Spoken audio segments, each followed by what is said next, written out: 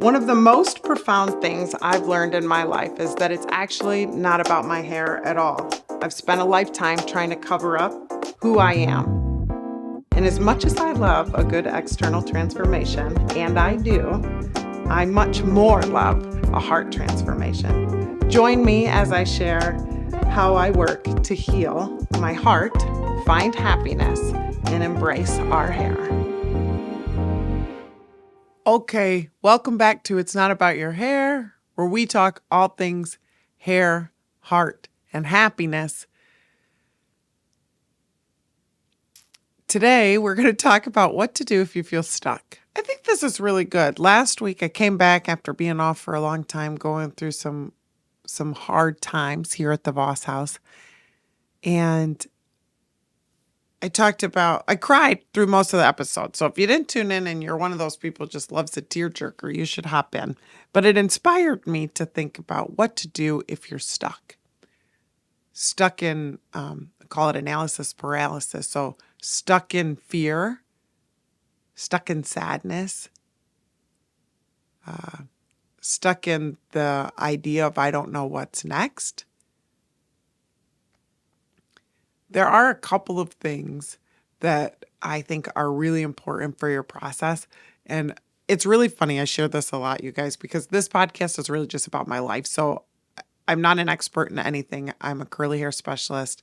I am a self-help,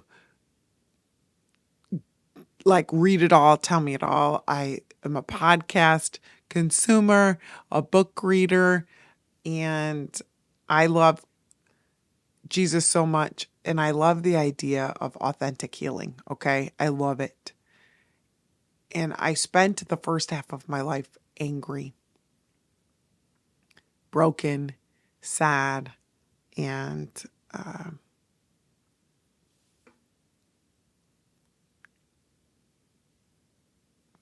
I don't know if the word is bitter. But what I've learned in being stuck is usually it's a symptom of my heart. So if I'm stuck in something, it usually ties back to a deeper root. And I'm not a psychologist. I wish I was because I'd get paid a lot more money. But through the things that I've learned, there is a root cause to everything, you guys. And digging down deep enough, so however tall a tree is, it's twice as deep with its root system to hold it up. You are the same. So if you are a bitter, angry, blaming, upset person, those roots of injustice are deep within your soil of your heart. The only way to get rid of them, we can't keep just plucking them from the top. Okay, we have to get inside of that. And we live in a world that is more anxious, more medicated than any time in history. And I'm not saying that you don't need that. Maybe you do. But I also think that we need to get to the root. If you are chronically, which my kids would call it they say I have toxic positivity. I don't believe in that. I believe I'm actually just joyful, you guys, because I think I've gotten to the root of most of my things. Although yesterday I said the F word towards my daughter. And I love Jesus. I didn't say it at her. She's 23, by the way. We were in a heated topic. And here is what I think is really, really important. I'm looking away because I can't even make eye contact because I'm thinking about this. I love Jesus. I said the F word in a conversation with my kids, something I never thought I would do. And the conversation was literally both of us talking about the same exact thing from a different lens. And we got heated because we both felt like we were trying to protect a people group. And I believe that God covers everybody and makes everybody redeemable. And my daughter, believes that we have to protect people above all things. And we both agreed on that. And I got heated and lost my temper. And what I realized in losing my temper, you guys, they always say I have toxic positivity, but then there's these moments where this just spews out of me. I just get so angry. I'm so mad. And like 3 seconds before that, I was tender and vulnerable, and my heart was like on my sleeve, and we were talking about something so beautiful. And both of us believe the same thing at the end of the day, you guys. I don't know where my daughter's at with her faith walk, and I'm not going to get into that because it's her business. But I will say that at the end of the day, we both want good for people. We want people, but sometimes when we have our lenses on and our defenses up, this is the part I'm talking about the root of getting to the root of the issue, is that the closer we get to our insecurities, the more our teeth show. And my deepest insecurity, my deepest root issue, you guys, that I feel like through healing, discovery, vulnerability, willingness, more healing, therapy, Bible study, confession to myself. Like, why did I get here? I have gotten to the root of my sadness or my fear, and mine is abandonment or rejection. Those are mine. I've talked about this a billion times before. And of course, it comes from the fact that my parents divorced when I was 13 and my dad left and I didn't see him for 5 years or talk to him. So weird. And my dad was going through his own thing and my mom was going through her thing. Hold on. Excuse me. I'm not going to edit that out because I don't know how.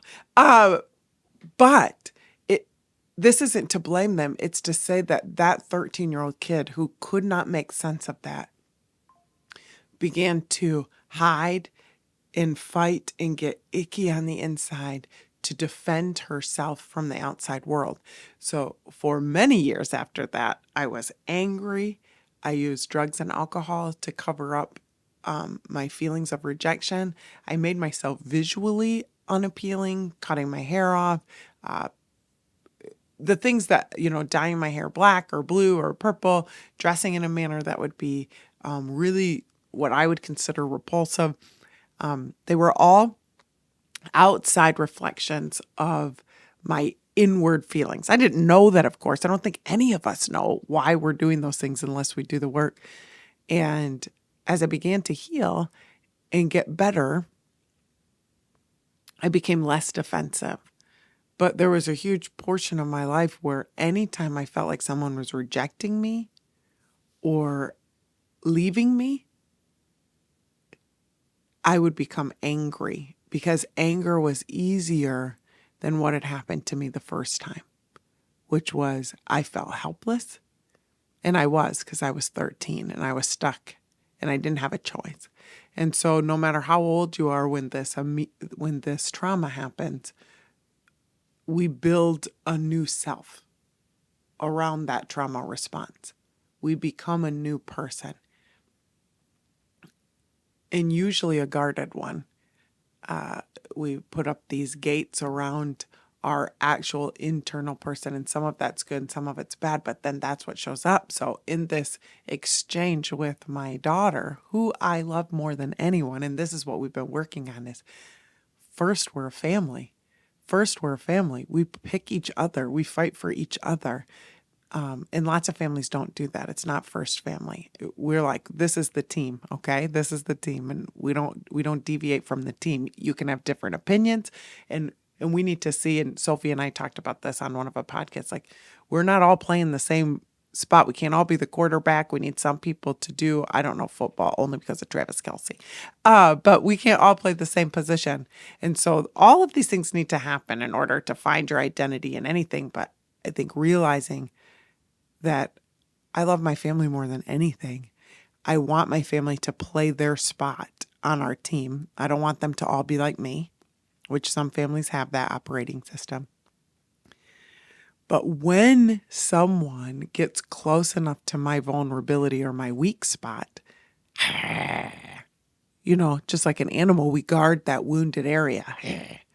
And I can be toxic positivity, like everything's good, people are healed and saved in the name of Jesus, the world is great and the world is sunny, and bad things happen, but good things are right around the corner. That's my personality. But the minute I say that maybe 19 times and you don't hear it, by the 20th time, I'm like, you're right, everyone's bad. Like just this other person comes out. Isn't that crazy?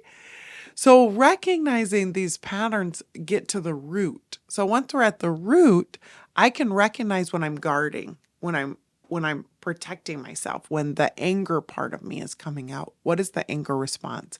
So we're talking about getting stuck. Where are you at in your life that you haven't got healing to deal with the area where you're feeling stuck? I'm going to use myself as an example. She's been on the podcast a couple of times. She left last Wednesday to go on her woofing adventure. If you don't know what that is, she's working on a farm. And Sophie was stuck. She felt like she didn't know how to move forward in her life. But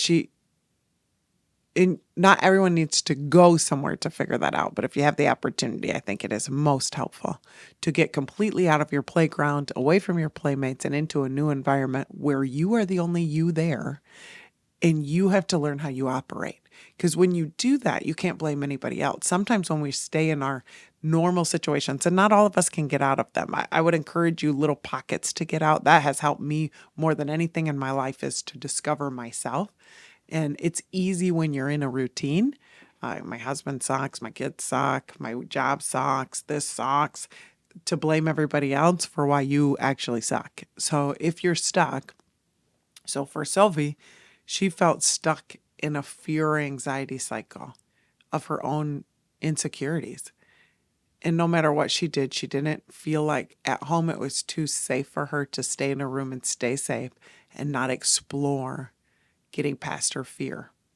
And at 18, this really amazing kid took a proximity step, got on an airplane, went to a new place where she knew nobody, and she's now milking goats and has no idea, and collecting eggs, and she's only on day 4 and has a sunburn.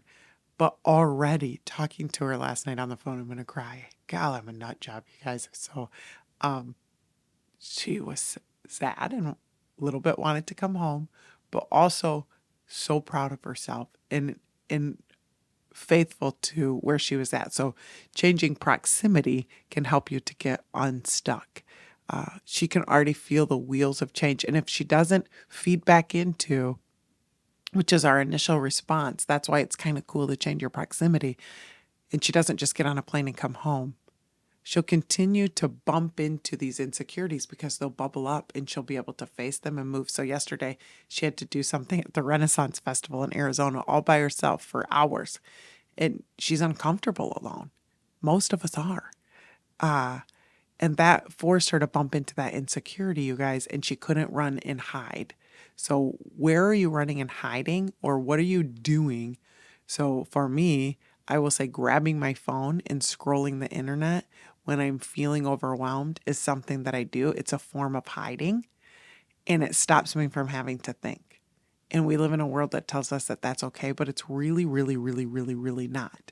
Because if you have a cold or you're sick, that's a symptom that your body needs some help. If you have a strong emotional feeling, there's something that needs healing in your body. It's something that's coming from the root system and drawing upward. Because if you just snap often in your life, like emotionally snap, you just yell at people for no reason, that's because your root system is very, very, very tangled, okay? You have not done any of the work at all, and so all of your emotions are raw. Every single thing is raw. You're suspicious, angry, and any little thing can set you off. If you take longer to get there, maybe you've dealt with it more, or maybe you've pushed more of it down. That's a personal issue, but so how do we get unstuck? Proximity. So most of us can't hop on a plane and leave for 2 months, but if you can, you should try it. But proximity in lots of things. Move your body. I think exercise, we've learned through every single medical expert, exercise is very, very important. So if you can barely move, then grab some weights and sit on the couch and do something. If you can move and you just don't feel comfortable doing it, who cares? Get up, do it anyways. If you can't pedal a bike, then get an e-bike. I think moving your body changes your proximity and it gets you out of your head.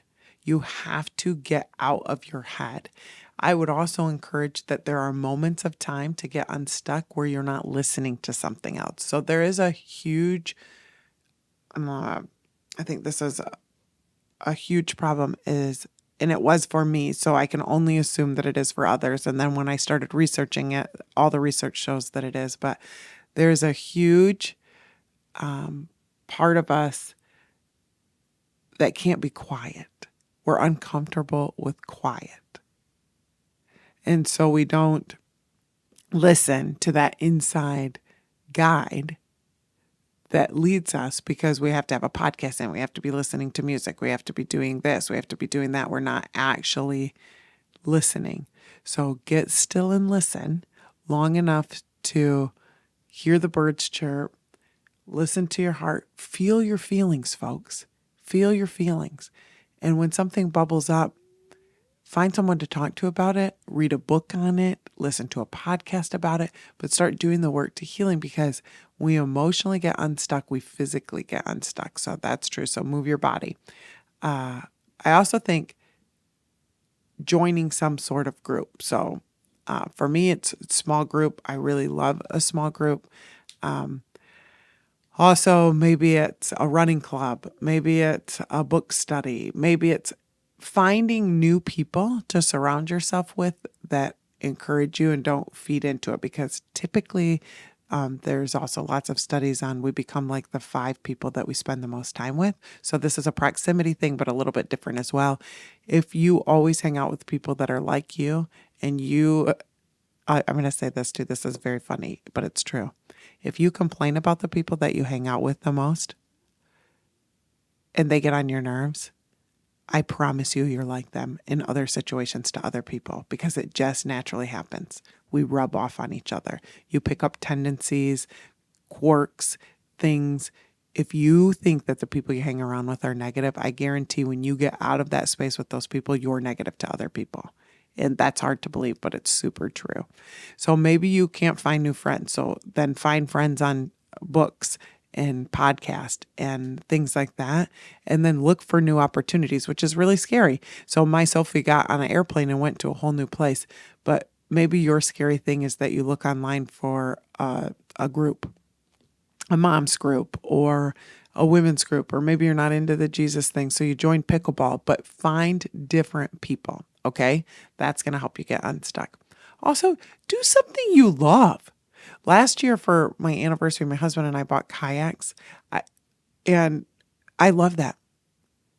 So stop making excuses. Maybe you say you don't have the money, but you buy a coffee every day. So set the goal, because there's something about goal setting that helps us to get unstuck too. So I need $500 to get this kayak. So set the goal. $4 a day. I'm going to save $4 a day, or I'm going to save $10 of every paycheck, and look at it and dream about it and think about it and feel it, because sometimes it's as much fun to get to the goal as it is to have the goal, because then once you have it, you got to make time for it, and we have to give things up and we have to start new habits. So I would say set a goal of something you want and work towards that goal every day in some way. Think about creative ways to make more money, because there's millions of them. If you don't know, there are millions of ways to make money. I don't want to hear it. You can you can drive an Uber, you can grocery shop for someone else, you can do reviews on the internet, you can go get a gal dang job, you can babysit, you can offer to rake someone's yard. Dave Ramsey says, do whatever you have to do so that you can get your stuff, whatever you want to get, pay it down. The other thing I think that helps us get unstuck is crying. That's one that I've recently learned. My kids, I've shared this before in the podcast, my kids have often said they think I'm a robot because I don't have any feelings. Well, the first chapter of my life, I had way too many feelings. And I thought feelings were my friend. And as I've healed, I've learned that feelings, in fact, are your friends. But what's not my friend is giving in to those feelings, or being afraid I'm going to be stuck in them. So I used to tell my therapist, because I've shared this before, but when I was young, I tried to hurt myself because I didn't know how to get out of my feelings. And so I think there is a part of me, remember the roots that go down, that have been afraid to tap into sadness because I'm afraid I won't get out. So I've chosen to just be joy. But I've learned for me, crying is grabbing some of those things from the inside and letting them come out, you guys.